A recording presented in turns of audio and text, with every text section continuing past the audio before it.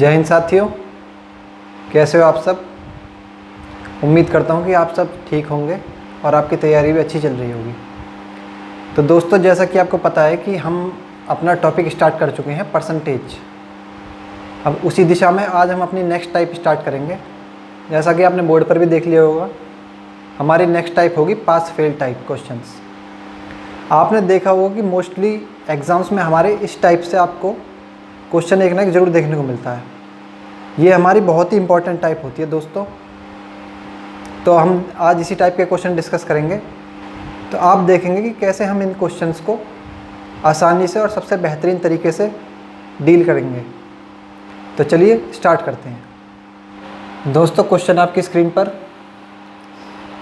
कह रहा है कि एक परीक्षा में उत्तीर्ण होने के लिए 35% अंक लाने होते हैं।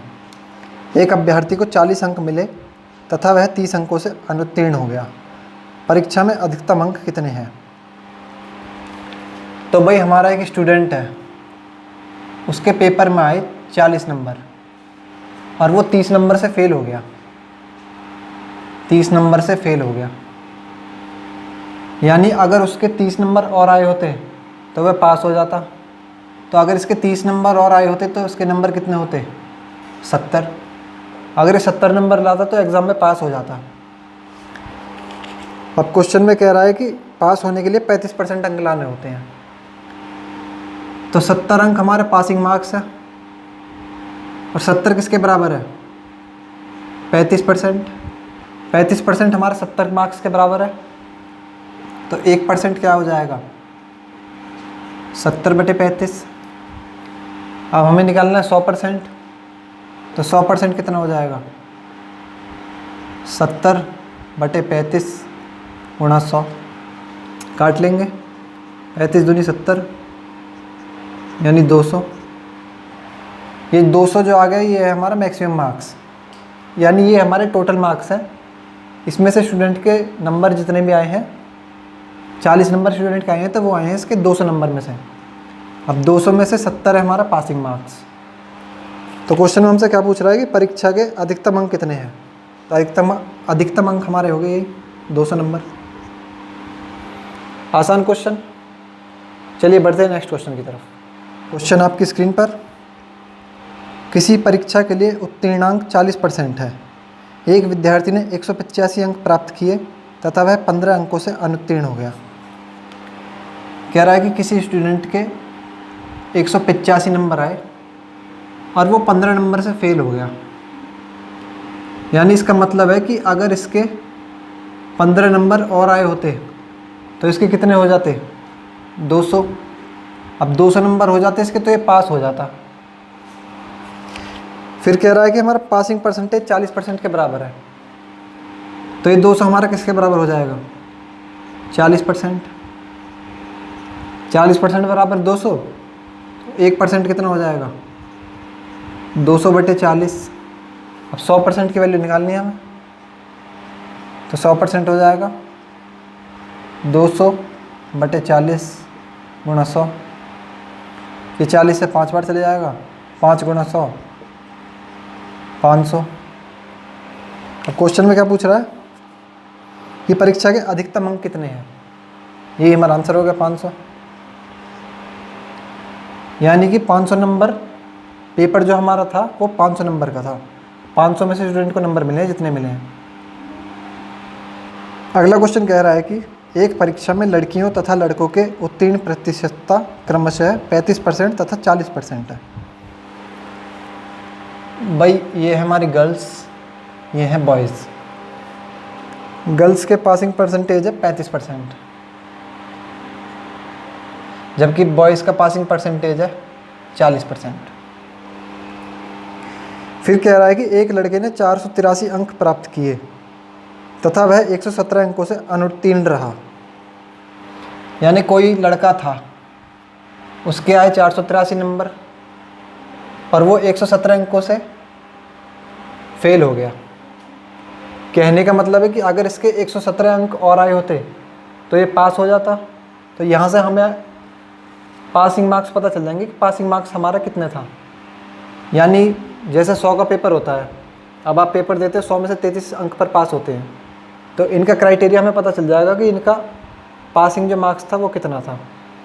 तो 483 में 117 जोड़ देंगे, तो ये हमारा कितना हो जाएगा, 483 और 17 500 और 600। तो ये 600 नंबर आ गए हमारे पासिंग मार्क्स। फिर क्वेश्चन में हमसे पूछ रहा है कि लड़कियों के लिए न्यूनतम उत्तीर्ण अंक कितने हैं। भाई बॉयज़ के हमारे पासिंग मार्क्स कितने हो गए, 600। अब हमें गर्ल्स के बताने हैं। लड़कों का पासिंग परसेंट क्या है, 40, और पासिंग मार्क्स क्या है, 600। तो 40% हमारा किसके बराबर हो जाएगा, 600 के। 1% की वैल्यू निकाल लेंगे यहाँ से, 600 बटे 40, 100% की निकालने के लिए गुणा 100।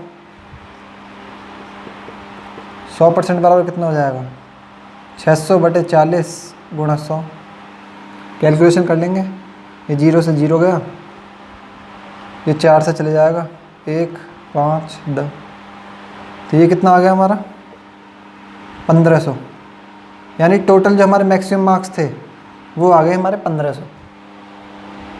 अब हमसे क्वेश्चन में पूछ रहा है कि लड़कियों का जो पासिंग मार्क्स है वो कितना है। अब भाई हमें लड़कियों का पासिंग परसेंटेज तो पता है कि भाई लड़कियां अगर 35% नंबर ले आएंगी तो वो पास हो जाएंगी।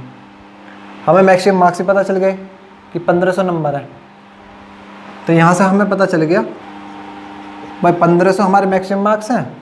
1500 का 35% निकाल लेंगे सीधा, 2 0 से 2 0 जाएंगे, कैलकुलेशन कर लेंगे, 15 पंजे 75, हासिल लगी 7, 15 तिया 45 और 7 52, तो ये कितना आ गया हमारा 525।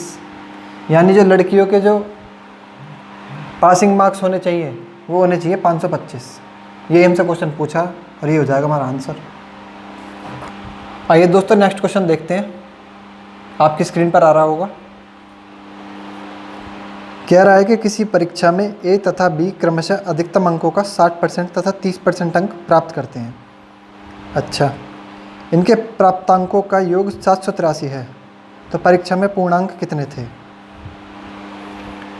भाई एक है हमारा ए, एक है बी। ए ला रहा है 60% और बी ला रहा है 30%, और कह रहा है कि इन दोनों का टोटल जो मार्क्स आए हैं वो आए 783। तो यानी 60% और 30% हमारा किसके बराबर है, 783। तो ये कितना हो जाएगा 90%। 90% बराबर है 783 के। अब क्वेश्चन में पूछा है कि परीक्षा में पूर्णांक कितने थे, यानी टोटल मार्क्स निकालने हैं हमें। तो 100% की वैल्यू निकाल लेंगे यहाँ से। 90% की वैल्यू 783 है, तो 1% की कितनी हो जाएगी, 783 बटे 90। 100% की कितनी हो जाएगी, 783 बटे 90 गुणा 100।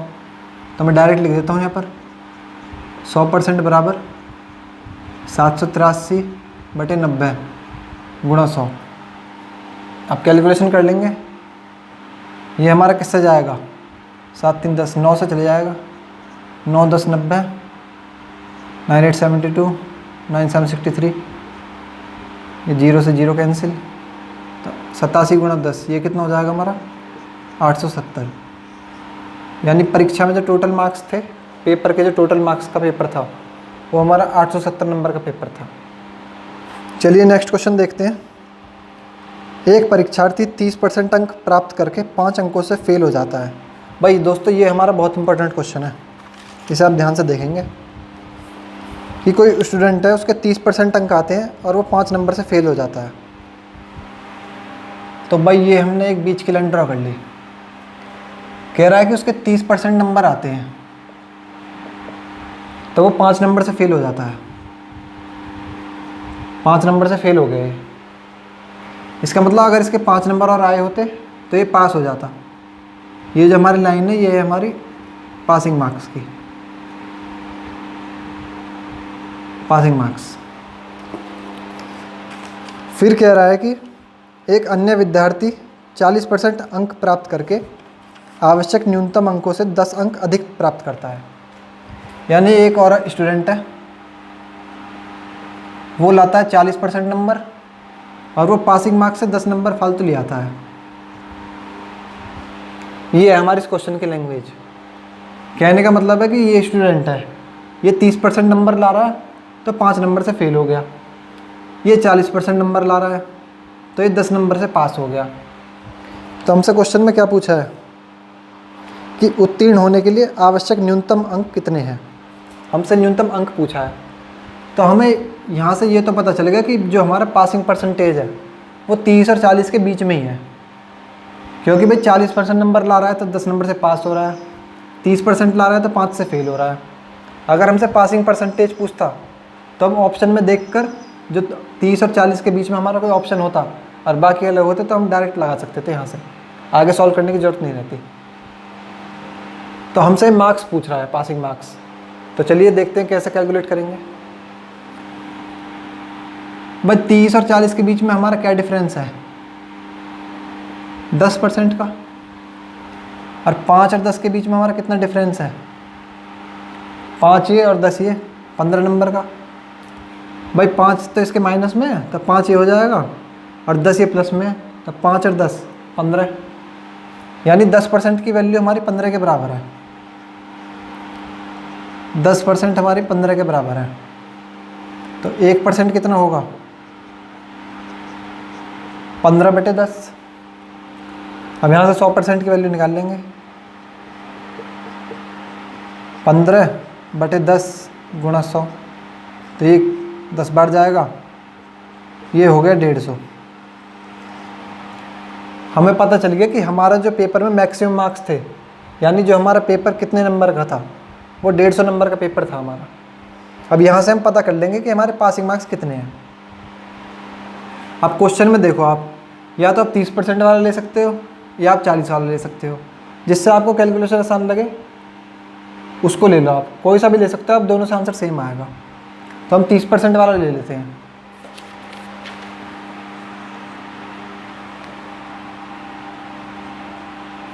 तो क्वेश्चन में कह रहा है कि 30% अंक लाता है तो 5 नंबर से फेल हो जाता है। अब टोटल मार्क्स कितने हैं हमारे, 150। तो 150 का 30% कितना हो जाएगा, 150 का 30% निकाल लेंगे यहाँ से। 30% क्या होता है हमारा, 3/10। तो यहाँ पे 3/10 हम डायरेक्ट भी लिख सकते थे, पर मैं आपको सॉल्व करके बता देता हूँ। ये 0 से ये, इससे ये, तो 15 दिया, ये हो गया हमारा 45,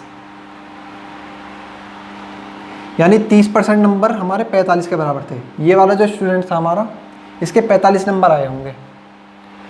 अब पास होने से इसके कितने कम आए हैं, 5 नंबर। तो अगर 5 नंबर और लिया था तो पास हो जाता। तो यहाँ से हमें पासिंग मार्क्स पता चल जाएंगे, 45 और 5 50। और क्वेश्चन में हमसे यही पूछा है कि न्यूनतम अंक कितने हैं पास होने के लिए, तो ये हमारा आंसर हो जाएगा 50।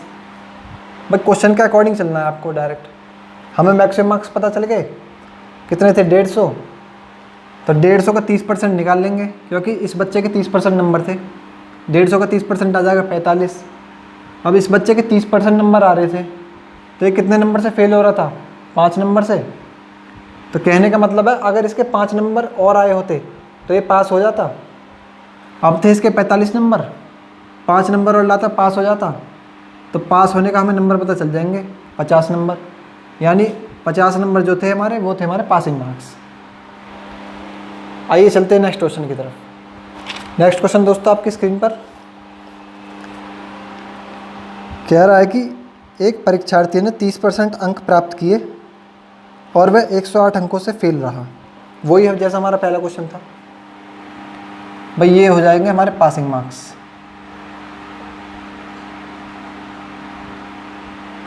अब कह रहा है कि इसने 30% अंक प्राप्त किए और ये 108 नंबर से फेल हो गया।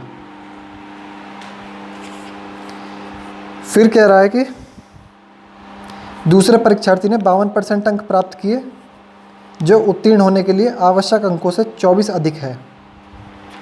यानी ये हमारा दूसरा स्टूडेंट है, इसके 52% नंबर आए और ये पासिंग मार्क्स से 24 नंबर फालतू ले आया। इसके 24 नंबर फालतू आ गए। तो वही जैसे हमने पहले किया था, लेकिन इस क्वेश्चन में हमसे पूछ रहा है कि उत्तीर्ण होने के लिए कम से कम कितने प्रतिशत अंक चाहिए। तो यहाँ से हमें पता चल जाएगा कि जो हमारा पासिंग मार्क्स है वो 30 और 52 के बीच में है कहीं ना कहीं। अब ऑप्शन क्या है, ऑप्शन में आपको सारे जो भी ऑप्शन है वो 30 और 52 के बीच में है। तो चलिए इसको सॉल्व भी कर लेते हैं। 30 और 52 का डिफरेंस 22, 108 और 24 का डिफरेंस भाई 108 ये और 24 वो, तो क्या हो जाएगा 112 और 20 132।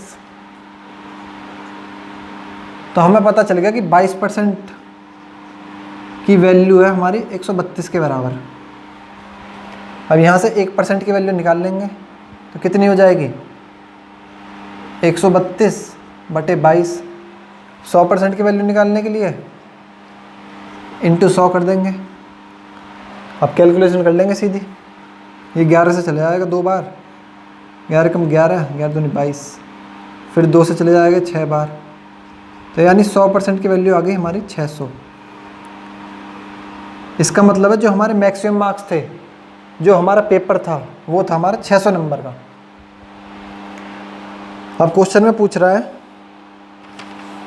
कि उत्तीर्ण होने के लिए कम से कम कितने प्रतिशत अंक चाहिए थे, यहाँ हमसे परसेंट पूछ रहा है। तो आइए देखते हैं।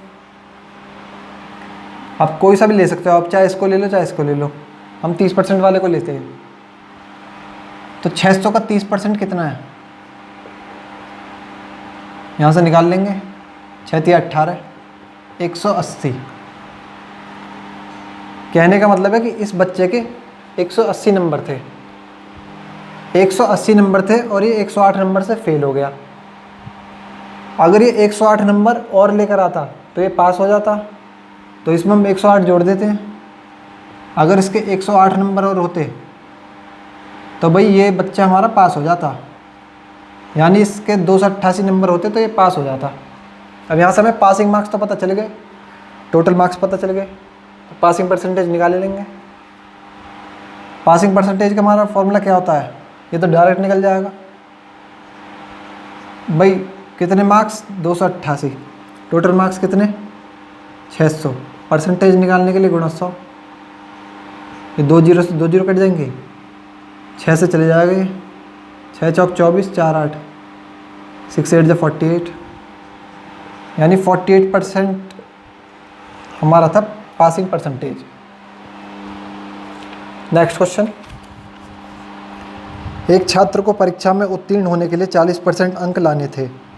उसने 178 अंक प्राप्त किए तथा 22 अंकों से अनुत्तीर्ण घोषित किया गया। कुल पूर्णांक कितने थे?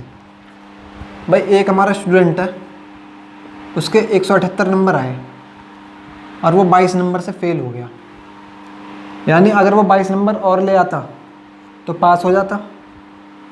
तो 178 में 22 जोड़ देंगे, क्या आ जाएगा 200। तो 200 नंबर हमारे पासिंग मार्क्स थे। फिर क्वेश्चन में क्या कह रहा है कि पास होने के लिए 40% अंक लाने थे, कुल पूर्णांक कितने थे? तो ये 200 जो है हमारा, ये 40% की वैल्यू है अकॉर्डिंग टू क्वेश्चन। भाई क्वेश्चन में कह रहा है ना कि पास होने के लिए 40% अंक जरूरी थे और हमें पासिंग मार्क्स पता चल गए 200, तो 40% की वैल्यू 200।